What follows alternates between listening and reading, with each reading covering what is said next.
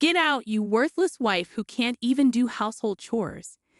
I sat on the floor, braided and belittled, while my mother-in-law glared at me. I've got Mauricio and my mom. We don't need you. You always look so miserable. You are just a parasite. My sister-in-law, who never lifts a finger around the house, said with utter disdain. Wait a minute, Morris, I began, but before I could finish, even my husband, Mauricio, looked down on me. My mom and sister are right. I don't need a wife who can't handle housework while working. Besides, I've got a young part-time girl who's much better. Pack your bags and leave, he said, standing by his words. All three of them began to berate me, calling me a failure over a wife. I clenched my fists, feeling exploited. How dare they? Just you wait, I'll make sure you all get what's coming to you, I thought angrily. But as I looked at the three of them without changing my expression, I said, Fine, I'll live. The downfall of the family that's been dumping everything on me begins now. My name is Eleanor. I'm 32, a working housewife. Most women work after marriage these days, and I've continued to work at the company I joined after graduating college because I love my job. One morning, as I was busy getting ready for work, Mauricio spoke up. Hey, Eleanor, can you handle this? Tax season is coming up, he said, handing me a pile of receipts and invoices. Again? You should handle your own shop accounting, I replied. Mauricio looked away. You know I'm better at that stuff, so please. I married Mauricio 5 years ago. He used to work as a clerk at a restaurant that I occasionally stopped by. After several dates, we decided to get married. Now, Mauricio runs his dream cafe, but he leaves all the tedious tasks like procurement and accounting to me. As I headed for the door, my mother-in-law chimed in, Eleanor, I want Chinese food tonight. All right? Can you prepare the ingredients? No way. You can do it when you get back. Also, Vivian and the kids are coming this weekend. Make sure you prepare something they can eat. I replied, feeling the weight of their expectations pressing down on me. Reluctantly, I replied and left the house. When we got married, I had hoped to live just with Morris. However, he insisted that we live with his mother because he was worried about her living alone. So we moved into his spacious family home. My mother-in-law is terrible at housekeeping, and the place was a mess when we moved in. She lives on a pension and spends most of it on eating out because she doesn't want to cook. Marissa always says housework is a woman's job, so even though I work, I'm stuck doing all the chores for the whole family. On top of that, my sister-in-law, Vivian, who's moved out since getting married, often comes back home with her kids. When she's here, the workload increases. This morning, when I heard she's coming back this weekend, I thought, oh, not again. And then the dreaded weekend arrives. I'd love to relax on my weekends off from work, but instead, I have to entertain Vivian's kids and prepare meals. While I'm running around, Vivian drops a bombshell on me. Eleanor, by the way, I'm getting divorced and moving back here with the kids next month. Just so you know. What? Are you serious? Got a problem with that? She challenges. No, that must be tough for you. When are you moving back? I ask. As soon as I can, she replies. Initially taken aback, I reconsider. Vivian used to be a housewife, so she'll probably help around the house. That should lighten my load a bit. Though we're not particularly close, I look forward to having less work and go about my days. But I soon realize my optimism proved misplaced. Vivian, like her mother, does absolutely nothing. She lounges around all day, watching TV and snacking. She neither works nor does housework. Apparently, her neglect of household duties was a major reason for her divorce. Now I have to do all the chores, including making meals for her picky kids and getting them ready for kindergarten. As time passes, my job gets busier with a new project requiring more overtime and early starts. The house becomes increasingly messy. Coming home to a chaotic house is utterly disappointing, and yet everyone keeps asking, when's dinner? Or you're so slow. To make matters worse, I start getting passive-aggressive comments from Vivian and my mother-in-law. Eleanor, the laundry is piling up. Just because you work doesn't mean you can slack off. My mother-in-law scolds. But I'm busy too. As I try to argue, Vivian cuts in, talking back to your mother-in-law. You're so bold, Eleanor. And you've been buying all the meals. That's not good for the kids. If you're home, can't you help out a bit? What are you saying, Mauricio? Vivian adds, as a business owner, you don't have to work. You're just doing it out of selfishness. So fulfill your duties as a wife perfectly. I was rendered speechless, and both of them looked at me as if it was all perfectly normal. That night, I was so angry I could explode, so I talked to Mauricio. I'm busy with work, and neither your mom nor your sister is helping with the housework. You're not bad-mouthing my mom and sister, are you? Mauricio glared at me. I replied in amazement, no, that's not it. But I can't handle all the housework by myself. If you could help me a little. I'm busy running a business. You might not understand because you have an easy office job, but running a business is hard. Besides, housework is a wife's job, isn't it? Don't expect me to do it, he retorted, then went to sleep, leaving me to stew in my thoughts. But then an idea came to me. I quickly grabbed my phone and made some online purchases before going to sleep. A few days later, a bunch of new appliances arrived. A new washer-dryer, a cleaning robot, and kitchen appliances with automatic cooking functions. If no one's going to help me, I might as well make my chores easier with some handy gadgets. As the delivery guys were bringing in the washer, my mother-in-law and sister-in-law showed up. You bought a new washer without asking. The old one still works, but it's old, and this will make laundry faster and easier, I explained. What's all this? A cleaning robot and cooking appliances? My mother-in-law summoned me to the living room, where they were sitting on the sofa, and I was told to sit on the floor. Mauricio was there too, sitting next to his mom, looking smug. What's going on? I asked, confused. What do you mean? What's going on? You bought all these lazy gadgets with the household money. What are you thinking? My mother-in-law shouted. I thought it would make housework more efficient. I defended myself. It's not about efficiency. People these days rely too much on machines. My sister-in-law chimed in. Exactly, Eleanor. And those are luxury items.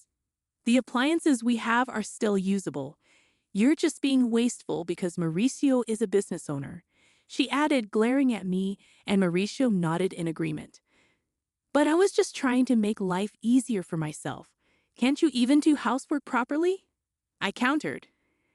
I wanted to say, look who's talking, but I kept quiet. Finally, my mother-in-law, perhaps frustrated by my silence, snapped, if you can't even do housework properly, you should just leave. I looked at her in shock, and she glared back at me, saying, we don't need you. Mauricio and I are fine without you. You always look so tired and miserable. You're just a parasite. My sister-in-law spoke in a tone that suggested she was fed up. Wait a minute, Mauricio, your mom and sister are being way too harsh. I turned to Mauricio for his support, but he looked down on me and said, they're right. I don't need a wife who can't handle housework. I stared at Mauricio in disbelief, but he just smirked. I'm a business owner, and I can do whatever I want with my money. I don't need a wife who spends it to make her life easier. Why would you say something like that? Besides, I've been getting along well with a young part-time worker. She's cute, unlike you. Pack your bags and leave. Stunned by Mauricio's words, all three began to berate me, calling me a failure of a wife. I clenched my fists in anger. After exploiting me all this time, they dare to say this. Just you wait. I'll make you regret this. But I kept my composure and said, fine, I'll leave. Good, we'll be better off without you, my mother-in-law spat out. I silently stood up and placed something on the table. Mauricio, let's get divorced. It was a pre-filled divorce application. As a sort of talisman, tired of everything, I decided, fine, I'll sign it, but don't regret it later. Mauricio signed the papers, and I packed my bags, moving to a weekly apartment that same day. No one came to see me off. I submitted the divorce papers to the city hall and rented a condo. Around the same time, I accepted a promotion I had been refusing due to housework and became a department head. Advancing my career, which I had almost given up on, I became more and more immersed in my work. Thrilled that no one was there to hinder me more than anything else, I was overjoyed.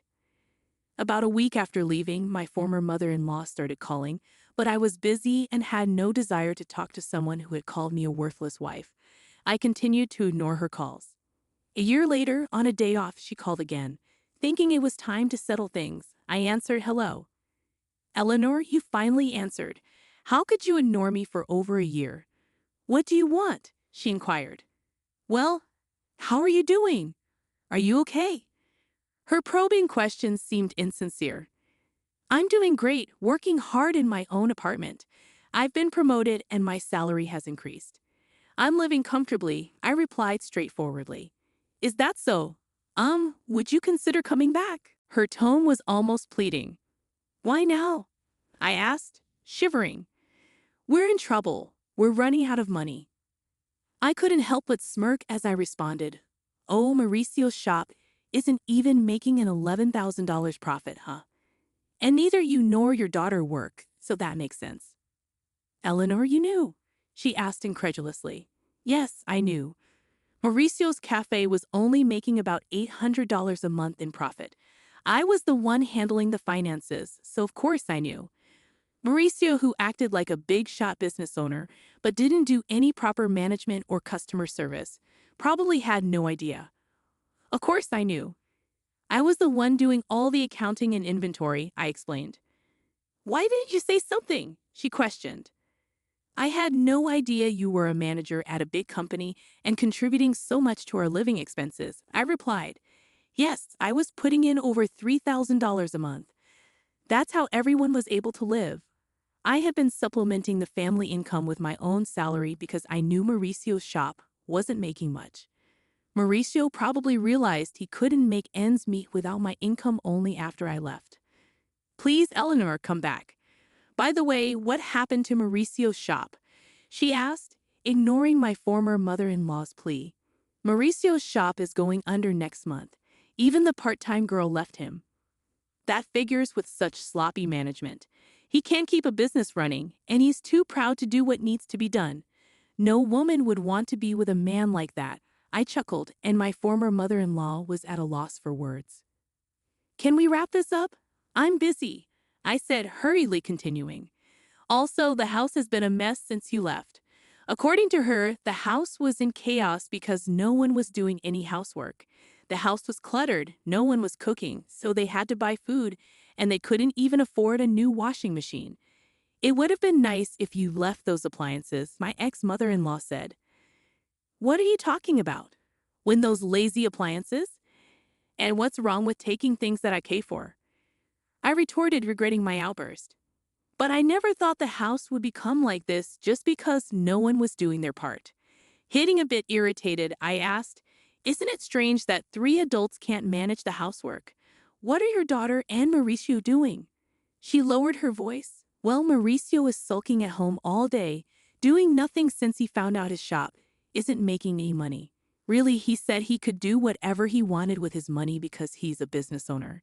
And Vivian won't work, no matter how much I tell her. She doesn't do housework, and she even asks me for pocket money for herself and her kids. My pension is running out." "Really? Your daughter told me she didn't need me because she had you," I said coldly. My former mother-in-law tried to butter me up again. "Please, Eleanor, my pension isn't enough for the 3 of us anymore. I have no intention of going back to that house. Your children are quite the parasites, aren't they?" She was speechless. As I was about to hang up, she continued, "Eleanor, we'll change our ways. Please come back. Let's all live happily together again, okay? Live happily with a worthless wife." I cut her off, saying, "We are family. Help us. We can't even pay the property taxes anymore. We'll have to sell the house. I have neither the obligation nor the desire to help you figure it out yourselves. Goodbye from your worthless wife." Ignoring her ongoing wails, I hung up and blocked her number, sipping my coffee in my clean apartment. I chuckled.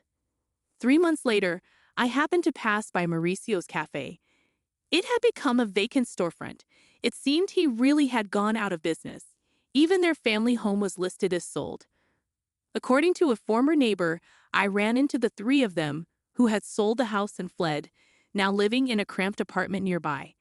They were a constant neighborhood nuisance, always fighting and even stinking up the place. Complaints were piling up. All they had to do was work hard and take care of their home without relying on others. But they didn't, which was so like them. I looked at their former home with detached eyes and walked away. Since then, I've been focusing on my work. Recently, a sincere and hardworking colleague confessed his feelings for me, saying, "I love how dedicated you are to your work. We are dating with the intention of getting married.